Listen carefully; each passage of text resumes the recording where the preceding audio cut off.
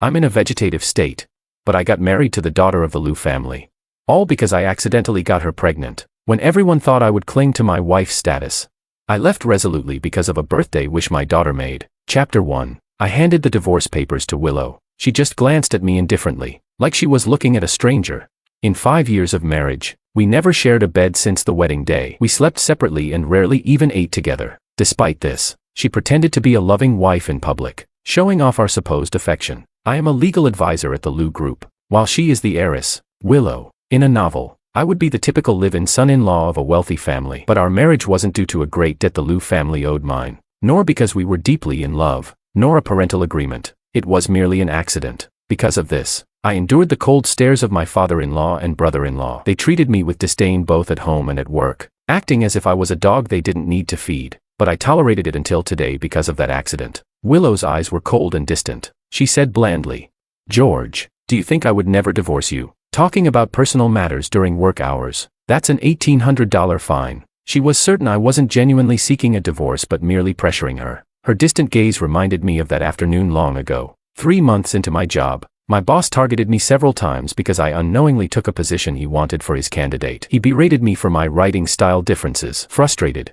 I went to the corner of the company courtyard to smoke. That's where I met Willow. She was stunning. In a black fitted dress, her hair swayed gently in the breeze. Her features were fresh and elegant. Her red lips parted under a high nose, and her eyes, beneath thick lashes, were like a spring pool. As I approached, I smelled a faint floral scent. Despite her beauty, she was crying against the wall. I exhaled deeply and impulsively patted her shoulder. She looked up at me, startled, her teary eyes shining. I sympathized deeply, saying, "Did you get scolded too? Let me tell you, the higher-ups here are all brainless. Why get mad at idiots?"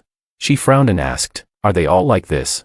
"Of course," I replied. "Let me explain." I smoked while naming and cursing all the leaders I knew for 10 minutes, venting my anger. Then I added, "If the company keeps running like this, it'll be doomed. Don't be sad. Curse them too. Every employee curses their boss. You'll feel better. If not, lean on my shoulder." To my surprise, she leaned on my shoulder, finding solace. Her hair brushed my cheek, fragrant. I felt her breathing, initially rapid, gradually calming. My heart pounded as if shocked by electricity, unable to calm down. I thought it was a beautiful afternoon, but then she got up, smiled, and pointed to my badge, saying, "George, right, slacking off and smoking during work hours, that's an $1,800 fine." Later, I learned she cried because of Makoto, but I had already fallen deeply in love with her. Willow never liked me from the start. It was always Makoto, so I didn't bother arguing. "Fine me, let her," I said. "Willow, I want a divorce, as soon as possible." Willow finally glanced at the papers and said, "George, if you want to trick me, at least make a real divorce agreement. Only compensation."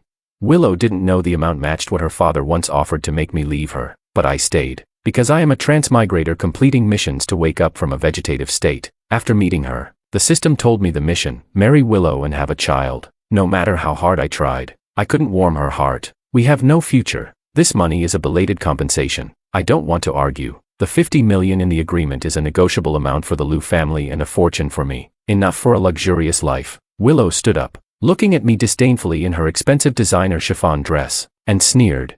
"You didn't even write about our daughter's custody." "What? You don't want your precious daughter anymore?" I smiled faintly. "No." Chapter 2. I used to love Anna Wang very much. As an orphan since childhood, without parents or siblings, only my shadow accompanied me. I didn't understand the meaning of family until I first held Anna in my arms. Seeing her tiny face and feeling her warmth, my heart melted. This feeling filled my soul, completing a missing part of me. Every smile, every glance from her brought me immense happiness, making me feel I finally had a family, someone worth protecting with my life. I gave all the affection I lacked in my childhood to Anna. I was incredibly protective of her. She was my only blood relative, so if I didn't cherish her, who would?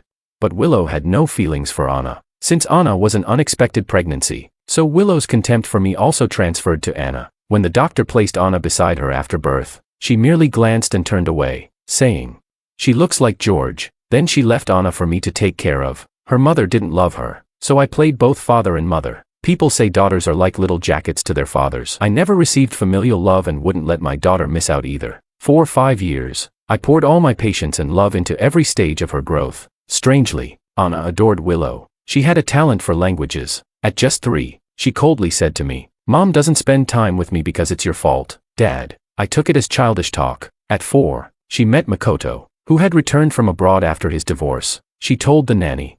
No wonder mom likes Makoto. I like him too. Uncle Makoto is much better than dad. He's handsome and rich, always buys me lots of treats. Unlike dad, who never lets me eat anything fun, just because I wouldn't let her have too many sweets. She pouted angrily. I overheard her complaints from the kitchen. Suppressing my discomfort, I gently said, Anna, Daddy will make you new candy. Daddy made them himself. Pear and hawthorn candy, delicious and healthy. But she grabbed the candy I made and threw it into the trash can, shouting, I don't want your garbage. I want the fancy candy Uncle Makoto brought from Italy. I want cavities. So what? I stared at her, stunned. At that moment, I realized how much Willow's daughter resembled her, both unresponsive to my warmth, especially on her 5th birthday. Both mother and daughter invited Makoto. While lighting the candles, I suddenly heard the long-absent voice of the system. Host, long time no see. I'm back. Although others couldn't hear it, I instinctively stepped outside. Host, your mission is complete. You have enough points to return. You can also choose to stay. After all, you have a family now. In the original world, you were all alone. As I hesitated, Anna made the decision for me. Just as I stepped back into the hall, I heard her birthday wish. Her voice was clear and loud, without any regard for me. Can mom and dad divorce? I want Uncle Makoto to be my dad. Everyone was stunned. Willow just frowned slightly and said, make another wish. Makoto teased her. You can't say that. Did you get your dad's permission to switch dads? You'll get a spanking. But his eyes were filled with undisguised pride. I smiled. Turning to the system, I said, take me home. I don't want to wait another second. Chapter 3. But the system gave me bad news. Since the central system has received too many second and third time transmigrators, there's now a cooling off period for leaving the system. I was stunned. The system cleared its throat and said, just like your human divorce cooling off period, you need to wait. I blurted out. Wait for what? Damn it. The system reminded me to use civilized language, so I restrained myself and asked, how long? 3 years. 3 years. System, are you kidding? Wait until all the vegetables in your garden wither. The system paused for a moment and said, host, your insults are quite sophisticated. After 3 seconds of silence, it continued, as compensation for my long absence, I'll increase your points by 1/3. So when you wake up from your vegetative state, your body will be completely healthy. Fine. Then I'll finalize the divorce first. That's why I was standing in Willow's office. Willow, let's get a divorce. Willow looked up, staring straight into my eyes, and asked mockingly, George, have you forgotten? Who was the one who begged me 5 years ago to have Anna, saying if I didn't, he would die? Those were my words. That year, Willow heard the news of Makoto's marriage. She drank all night and, in her heartbreak, came to me. She said, George, look at me. Why am I not good enough for Makoto? Why did he marry someone else? If he can marry another woman, I can find another man. George, you like me, don't you? You've waited for me, right? I nodded. We kissed passionately. That night, despite precautions, she accidentally became pregnant with Anna. Her first reaction was to have an abortion.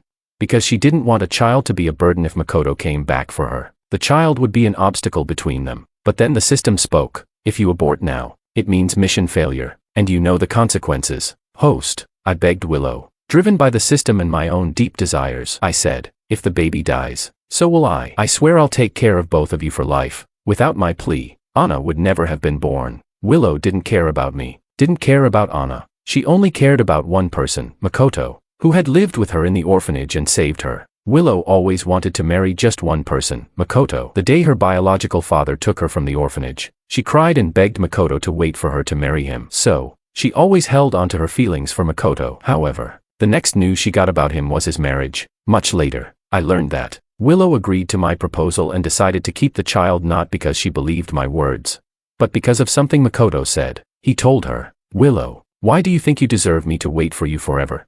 Chapter 4. I looked at Willow's beautiful face, but I was thinking, I hope I never see her again. I said calmly, since both you and your daughter like Makoto, after the divorce, you can form a family. Everyone will be happy, right?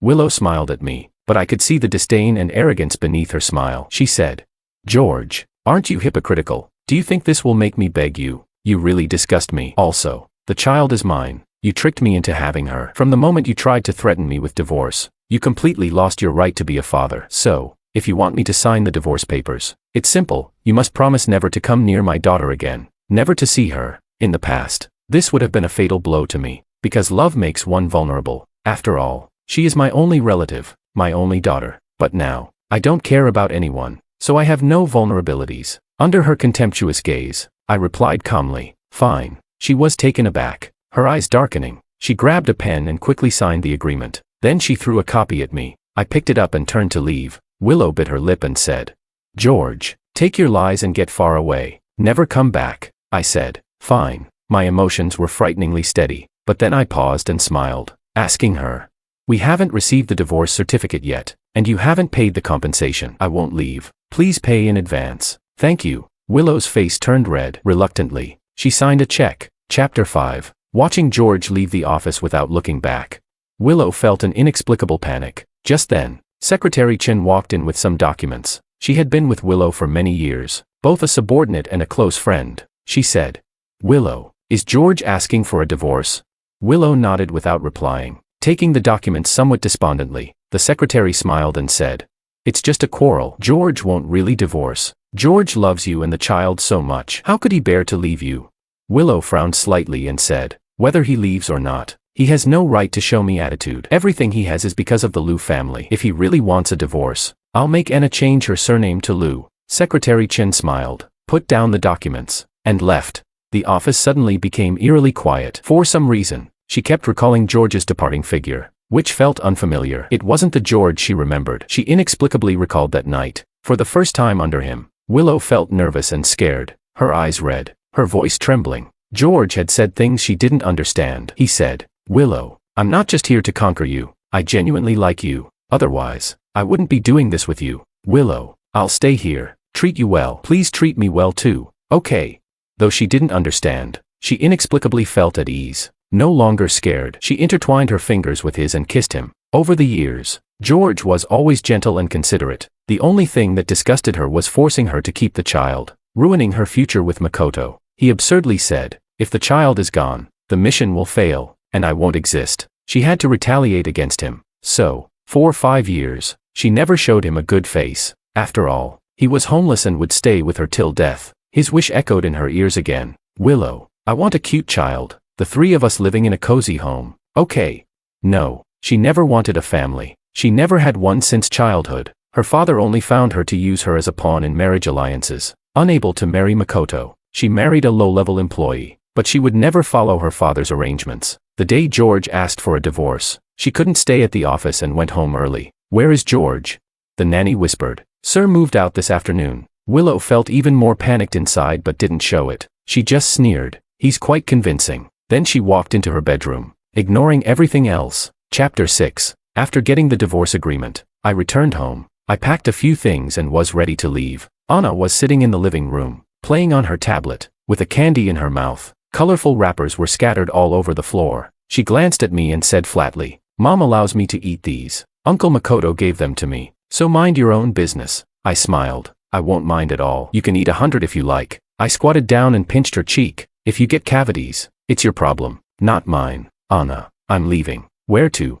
To make room for your new dad. I won't come back here anymore. Anna frowned, her expression just like her mother's. Dad, you're talking nonsense. Mom says you're an orphan, and without clinging to her, you have nowhere else to go. Dad, you're so useless as a dad. You're such a failure. No one in this family likes you or needs you. Uncle Makoto would never be so pathetic, always working or circling around the child at home. It's so annoying. Dad, you should leave. I won't miss you. Then she lowered her head and continued playing her game, watching her indifferent back. If it were before, I would have been extremely hurt. Before, I would often ask her carefully what she was playing, if she would teach me, if I could play with her. I, a grown man, played girls' games, tea parties, and role-playing, sacrificing so much time just to spend time with her. But all I got in return was her disdain. Any slight disagreement led to her tantrums and sulking. Now, I don't care anymore. Whoever wants to care can go ahead. All right, Anna. I hope you can keep that tough mouth of yours. With that, I dragged my suitcase out the door. The warm sunlight stung my eyes. A phrase flashed in my mind, live towards the sun.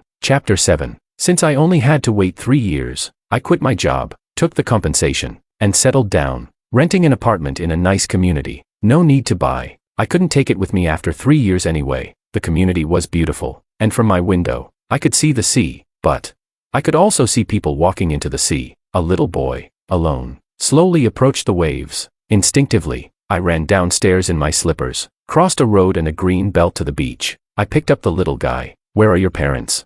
The boy was about 3 years old, with big, round eyes like grapes. His eyes were wet, as if he had just cried, but he didn't say a word, just tightly clutched his clothes. Daniel, a woman walked over, her long hair flowing like a waterfall in the sea breeze. She had a fresh, natural look with a gentle smile. I hadn't noticed her earlier, sitting on a hammock under a tree, watching him. Thank you, but don't worry, he wouldn't dare go further. I was watching. The woman approached to take the boy. Daniel, come home with mommy. But the boy clung to my pants. With his chubby mouth, he said, hug. The woman was surprised and smiled. This is the first time Daniel has asked a stranger to hug him. I rubbed the little guy's head. Since I had nothing better to do, I carried him back to the community. It turned out they lived next door. The woman thought for a moment and said, Mr. Wong, Daniel seems to like you. I know you're single and currently not working. It's just me and my son. I'm a doctor, and I often bake. If you're willing. I quickly handed the boy back. I interrupted her, saying, Miss, if you're interested in me, just say it. You look like a model with your height and long legs, and your fair skin and beauty make you look like a celebrity. Why are you acting like a stalker? How did you find out so much about me?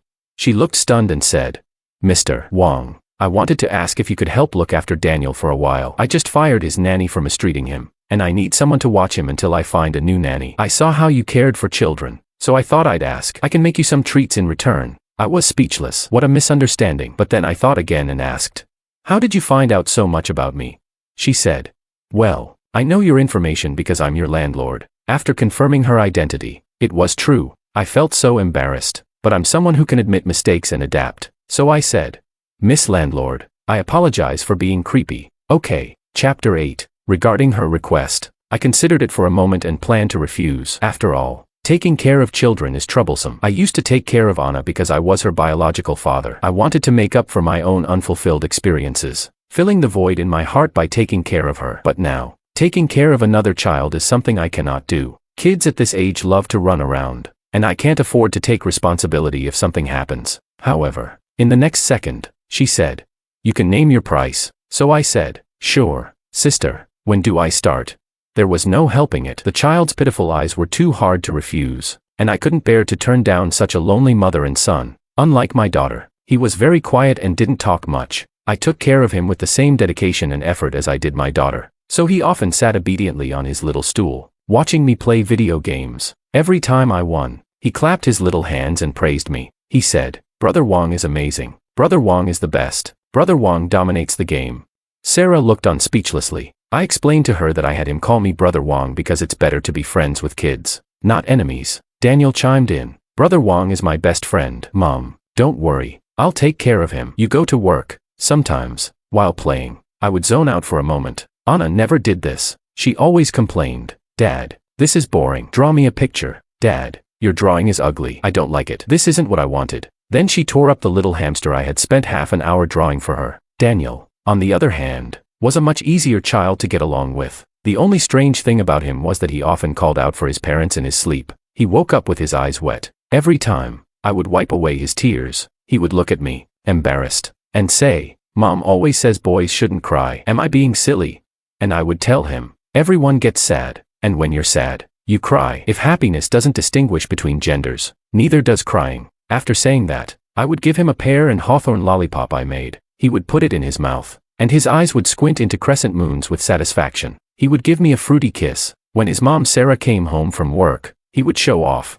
Mom, Brother Wong's candy is much better than yours. Sometimes, he would be reluctant to finish it all at once, taking small bites slowly. I laughed. Eat up, Daniel. If you like it, I'll make more. But don't forget to brush your teeth. The things Anna despised were treasures to someone else. Before the divorce, my life revolved around Anna. Even with a nanny at home, I would worry every half hour at work about whether Anna had hurt herself. Maybe it was because I had Daniel's company. During these days apart, I rarely thought about Anna or anything related to Willow. Instead, the butler contacted me several times. Miss Anna isn't used to sleeping without your bedtime stories. She'll get used to it. Miss Anna has a toothache. Will you come back to be with her?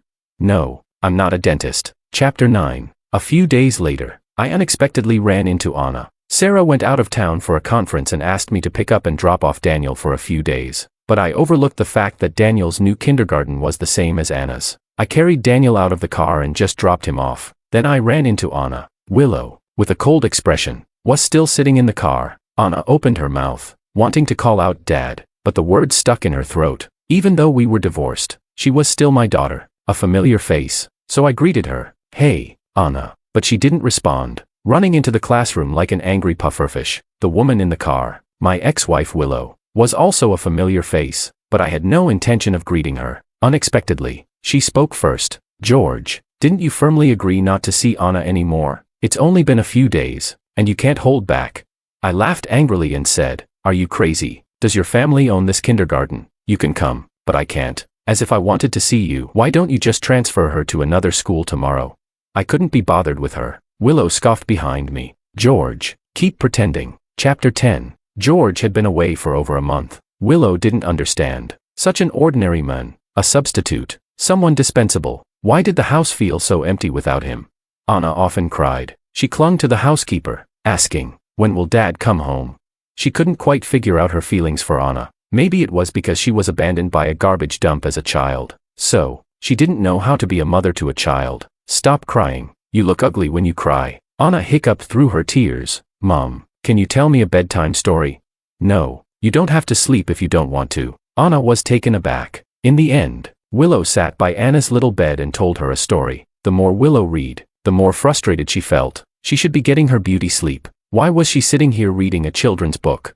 With a snap, she closed the book. "Lights off. Sleep or don't. I don't care." Anyway, she wasn't going to keep reading. Anna pouted but reluctantly slid under the covers. For the first time, Willow felt a bit unsettled since George left. This frustration stayed with her until she saw him at Anna's kindergarten a few days later. The annoyance in her heart seemed to lessen a bit. She thought, how could he leave his daughter? She was his only family, and he purposely picked the rare time she brought Anna to school. He was just stubborn and prideful. He could have had a good life but insisted on a divorce. So she took Anna out of school, not letting her go to kindergarten. She wanted George to make a wasted trip. Want to see the child? Fine. Come and beg her. But 3 days later, Butler Zhang hesitantly said, "Sir still goes to kindergarten every day. It seems he's taking someone else's child to school. He hasn't specifically come to see Miss Anna." Willow was taken aback. Chapter 11. Sarah kept her word. In the 3rd month of my time with Daniel, she hired a gentle ant to take care of him. Out of habit, I helped out when I could,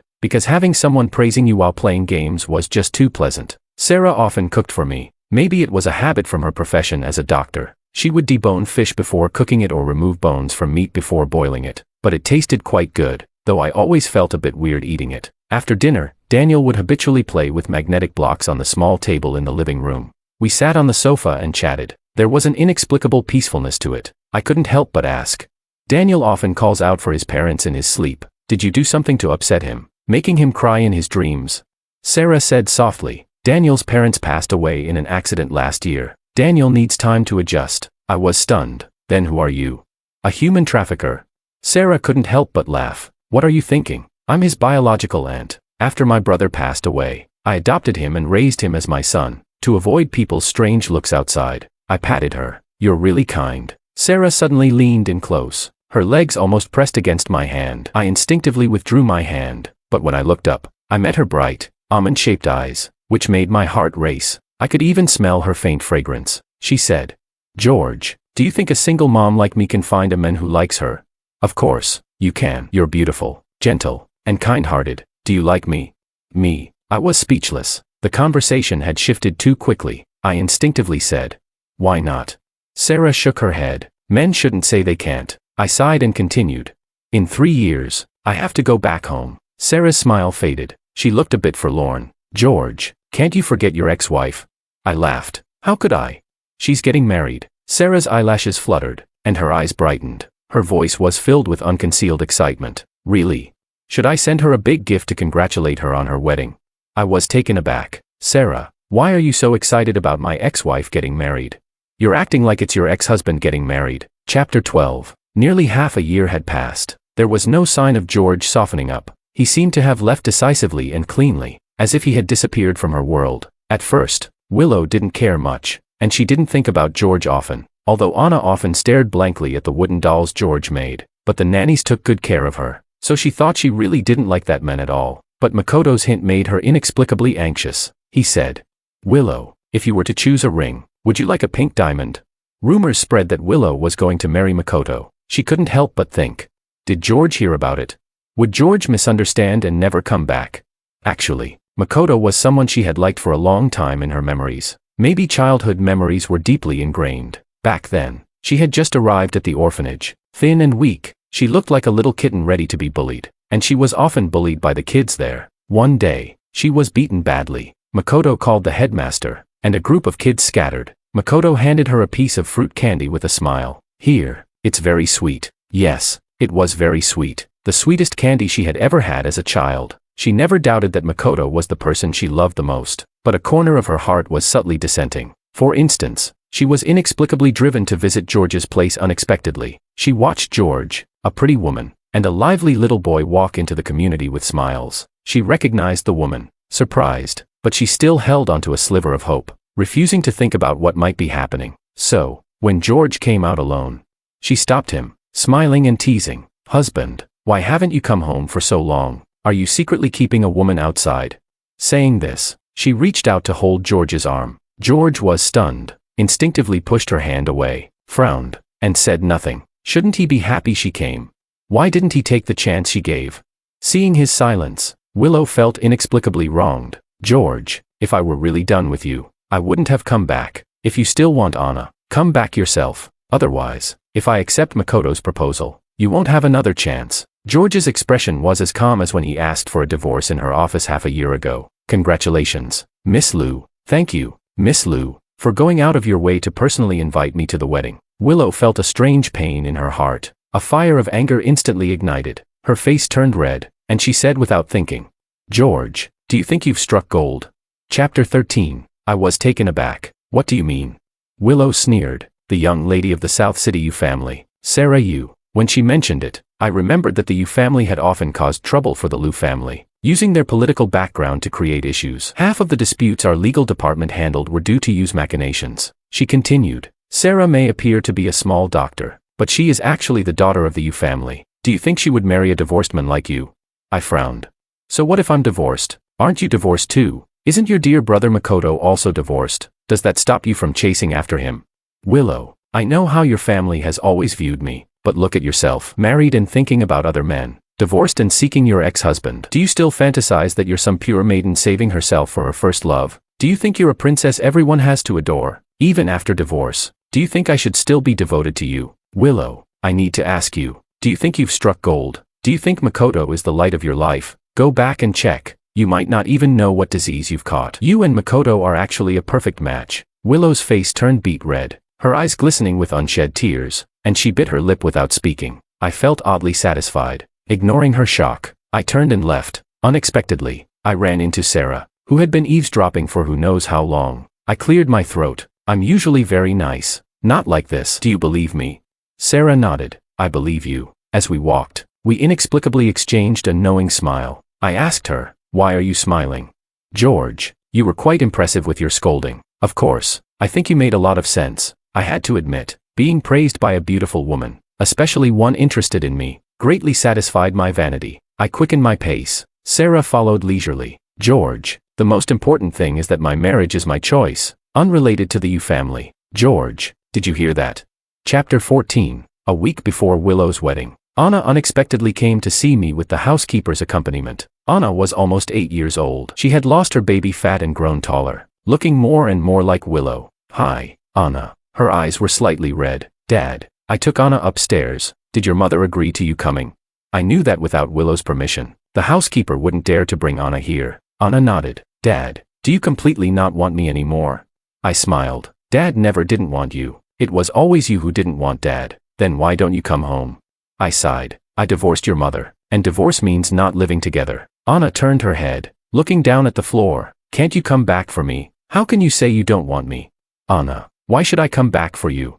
Although Anna was young, she was very smart. I didn't treat her like a small child in our conversations because she understood. I once made a mistake, thinking I was doing good for others, including you and Willow. "But isn't that a kind of moral coercion? I thought accompanying you was good for you, but you didn't need my company. I thought not letting you eat candy was good for you to prevent cavities, but you didn't care about cavities. To be good to someone, you must first know what they like. If I like peaches and you give me apples, is that being good to me? It's not. Meeting the needs of others is truly being good to them, not fulfilling what I think they need, even if one day you get cavities and regret it." thinking I was good to you back then. It doesn't change the fact that when you didn't care, I wasn't good to you. So, a person must first understand what they want to understand what others want. I have to live for myself first before I can care for others. Otherwise, it's just self-sacrificing sentimentalism. Compared to your interests, I now care more about my interests. What good does it do me to be good to you? Why wouldn't I be good to those who are good to me? So I won't come back because of you. If you need child support, have your mother contact my lawyer. Anna seemed to understand a bit,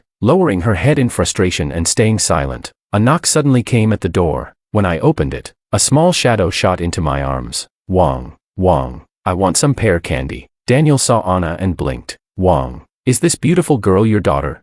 I nodded with a smile. Daniel grabbed a handful of pear candy from the table and handed it to Anna. Sister, eat this. Wong makes it really well. It's healthy and delicious, much better than the fancy candies you buy outside. Anna took the candy and suddenly started crying. Dad, I'm sorry. I knew she remembered throwing away the candy I made with my own hands as garbage. Sometimes, things thrown away by hand are hard to retrieve. Love. 2. Chapter 15. Willow married Makoto. The wedding was unprecedentedly grand and luxurious, trending on South City's hot search. In the pictures, Makoto was beaming with joy, but Willow's smile was forced. Anna, dressed in an exquisite little dress as the flower girl, wore an expression identical to her mother's. However, the birthday wish she made when she was 5 finally came true. I can only say, daughter, you must face the wishes you make yourself. Strangely enough, Willow's wedding made Sarah and Daniel the happiest. The mother and son insisted on taking me to the villa for a vacation. George, there's a beautiful starry sky over there,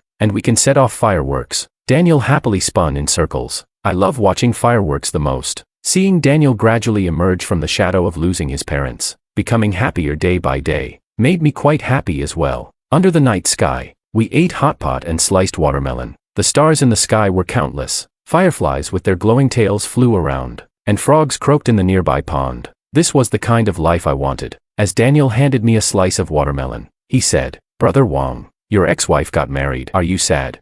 I nearly choked on the watermelon. Who told you to ask that? Mom didn't tell me to ask. I asked myself. Sarah's slender body trembled slightly. Brother Wong, don't be sad. You still have us. Even if that pretty sister calls someone else dad, you still have me. Can I be your son? From now on, I'll call you Brother Wong, and you can call me son. How about that? I scratched my head, thinking it didn't sound too bad. I pinched his chubby little face and said, what else do you want to say? Just say it all at once. Daniel cleared his throat like an adult. If you think having me as your son isn't enough, I'll give you my mom as your wife. This time my hand shook a bit. This kid is something else. Daniel, worried the scene wasn't awkward enough, loudly asked Sarah, who seemed busy watering the flowers but was actually pouring water all over the ground. Right, Mom, can you do this job? Can you be Brother Wong's wife?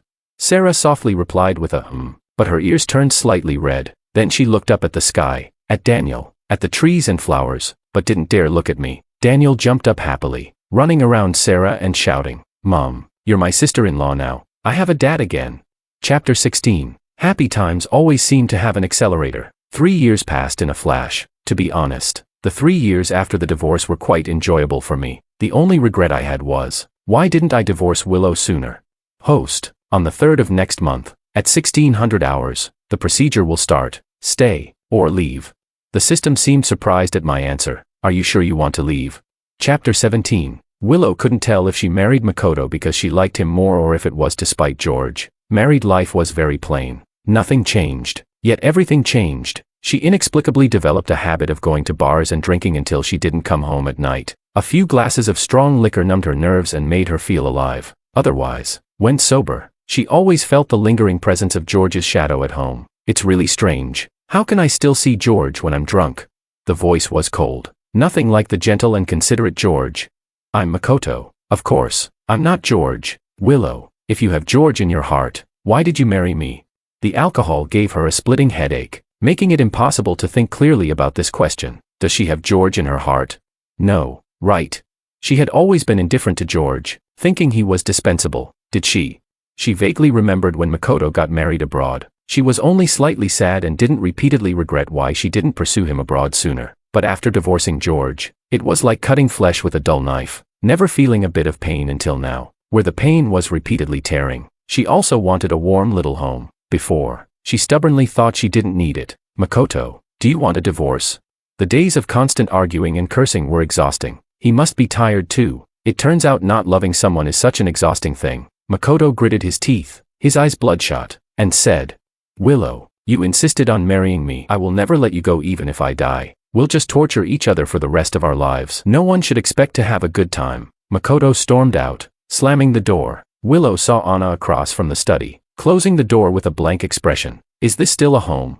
Like three strangers living together. She hysterically pushed the wine glass on the table to the ground, and it shattered upon impact. Broken is broken. It can't be whole again. George, I thought you would choose to stay. Chapter 18. The night before leaving, I couldn't sleep. It felt a lot like the night before my first long trip as a child. I had told Anna and Daniel about my departure. Anna's expression was indifferent. Only when I mentioned I was leaving did her eyes redden. Dad, I can't keep you here. You live for yourself first, and I respect your decision. Anna, thank you for understanding. We are, after all, father and daughter. There's no deep hatred, but we're not close either. The bond of blood can't be severed. This distant, mutual respect feels appropriate. Daniel's eyes were red from crying, yet he still tried to act magnanimous. Wong, I'm okay. If you want to go home, go ahead, but you must think of me up there. Boo-hoo. I wiped his tears, speechless. You talk as if I'm gone forever. I'm just going home. Buddy, don't cry so much. Daniel pouted. My mom is also secretly crying. I paused.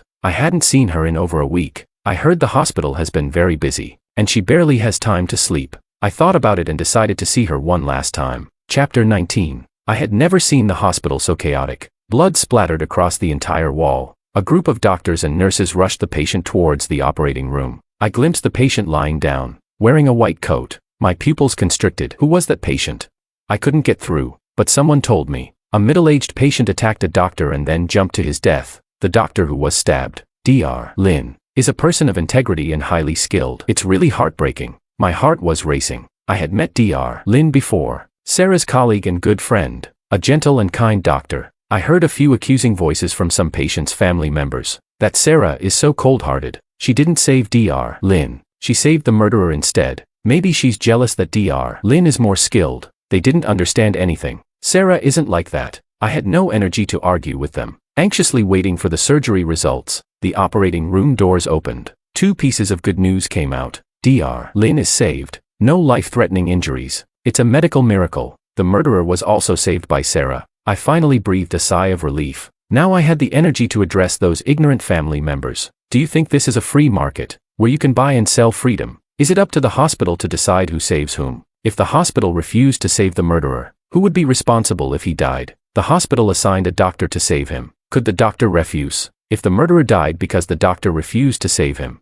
who would be responsible? It's easy for you to criticize, but why didn't you stop the doctors from saving him? Why didn't you use violence to stop them? Were you afraid of taking responsibility?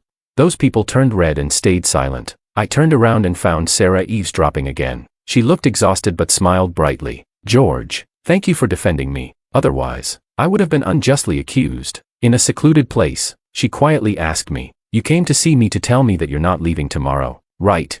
I knew she was talking about leaving the system. I smiled and said, sorry, but I am leaving tomorrow. Chapter 20. Today is Makoto's birthday, and he extravagantly invited numerous young models to the villa for a lavish party. He indulged himself, surrounded by beauties, while Willow just let him be. Since she didn't care, it didn't matter to her. Yesterday, Anna told the housekeeper she was going out to see George. Willow let her go. Anna now talks more to the housekeeper than to Willow. Today, unexpectedly, Anna knocked on Willow's door. Her eyes were red, as if she had just cried. Willow frowned. Haven't I told you? Girls look ugly when they cry. Crying yesterday and today again.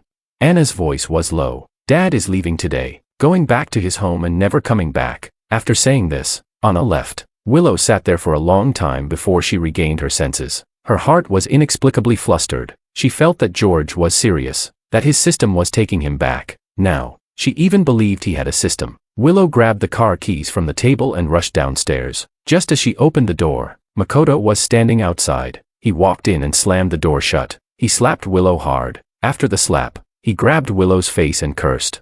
Willow, have you ever considered my feelings? You've completely humiliated me. Thinking about your ex while with me, and thinking about me while with your ex. Have you no shame? You're really despicable. Seeing you like this makes me sick. Do you still have any semblance of a mother or wife? Who are you pretending to be so emotional for? Willow didn't retort. At this point, She couldn't argue back. She didn't want to think about or couldn't think about what Makoto said. She only felt a burning pain on her face, tears welling up but refusing to fall. She felt anxious, like time was slipping away, but Makoto stood firmly against the door. She pulled, pushed, shouted, and made a scene, ruining most of her makeup. She screamed, "Move, get out of the way, go away." But no matter what she did, she couldn't push him away. Finally, she stepped back, standing by the window, and sneered at Makoto. "Makoto, did you ever consider my feelings with the things you did? Secretary Chen, Alicia, Sophia, you could find anyone. Why did you have to go after my friends?"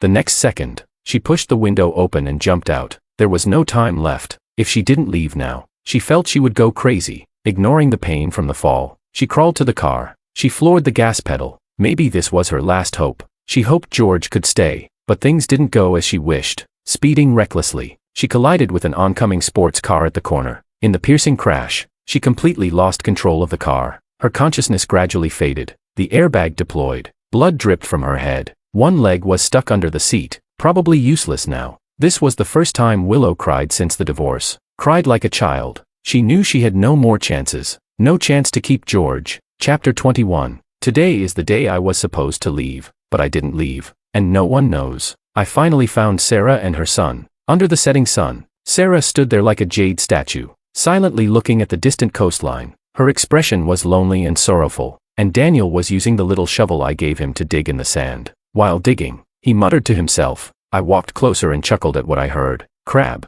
don't come and pinch me." Wang left. I thought of 100 happy things to hold back my tears. If Mom can hold back, so can I. If you pinch me and it hurts, I will cry for real. I squatted down and moved the little crabs away from the sand. "Dig away, little brother." Daniel looked at me, stunned, then turned and shouted, "Mom, come quick. I'm seeing things in broad daylight." I see Wang. In the sunset, Sarah slowly showed a faint smile, with a bit of redness at the corners of her eyes. "Daniel, it's real. George is back." Daniel was ecstatic. "Wang, you're not leaving, right?" Sarah tucked her hair behind her ear. "Didn't you say you were leaving today?" I pointed to the cake placed aside. "Today is your birthday. Can't I go out to buy a cake?" Sarah's smile visibly bloomed. Daniel ran around in circles on the beach. The waves chased his little feet, making joyful splashes. Sarah's eyes sparkled. It wouldn't be because of us that you delayed going home, right?" "That wouldn't be proper." I smiled. "Sarah, you're being a little pretentious coquette." "Of course, it's not because of you. It's because I can't go back for now." Chapter 22. Yesterday at the hospital, the system was still grumbling. "You're so fickle. Last month you said you wanted to leave, and now you want to stay. System, can you help me out? Can I use my points to save Dr. Lin's life?" The system had told me that Dr. Lin originally couldn't be saved and would have died. "Sure, host, but once confirmed, your points will be reset to 0, and you'll have nothing left. You won't be able to go home." "It's okay, system. I'll earn more. If that's not enough, I can borrow some of your points." The system was furious. "You audacious rascal. Stop thinking about using my points. I'm a stingy and selfish system." "No, you're a kind system. I knew there wasn't really a 3-year cooldown period. The system had made it up. The central system wouldn't set such ridiculous rules. The system wanted me to be happy more than anyone else. In that other world, I was a lonely vegetative person with no friends or family when I woke up. The system hoped I would find my happiness in this world. Even the house I live in now was found with the system's help. Host, this place is perfect. I feel like we'll both prosper living here. What would a system need to prosper? It was just trying to introduce me to people who could bring joy into my life. The system's efforts paid off, and I'm grateful to it for letting me meet Sarah and her son. Chapter 23. I made a deal with the system, using all my points to save Dr. Lin's life. So, I can't leave now. When I finished saying this, Sarah suddenly froze, then threw herself into my arms. Streams of tears flowed down my neck. "George, thank you. You're really, really, really great." Daniel clapped and laughed nearby. "Mom, are you serious? You're such a big person, and you cry more than I do." I gently pushed her away with a smile. "Yeah, crying like this. Are you trying to make an ocean?" I laughed, and Daniel joined in, until the sunset dipped below the horizon. The three of us, bathed in the twilight glow, walked home together. Our home,